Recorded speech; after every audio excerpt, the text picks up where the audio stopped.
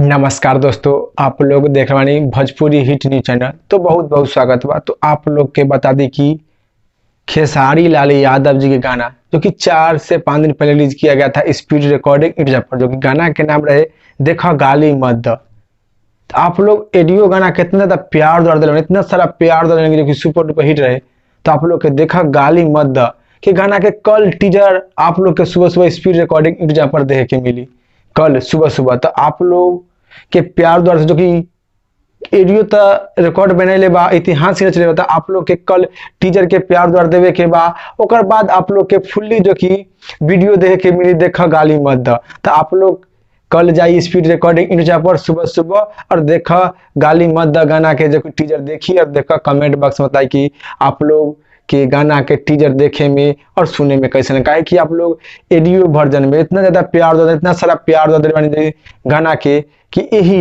इतना जल्दी इतना तत्काल में आप लोग के कल सुबह सुबह जो कि देखा गाली मत द के टीजर देखे के मिली।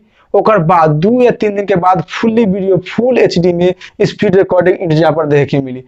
तो आप लोग के प्यार द्वार से जो कि कल टीजर आ रहा है, आप लोग को टीजर के देखे के बाद ओकर बाद वीडियो आई। तो आप लोग के बीच में रिपोर्ट ले कहा जाए तो पहले फिलहाल में आप लोग कल जाइए स्पीड रिकॉर्डिंग इंडिया पर और देखा गाली मत द के टीजर देखिए और देखा कमेंट बॉक्स में बताइए कि आप लोग के देखे में कैसन लगल और इस रिपोर्ट के बारे में क्या राय बा, का विचार बा, आप लोग नीचे कमेंट बॉक्स में बताएं।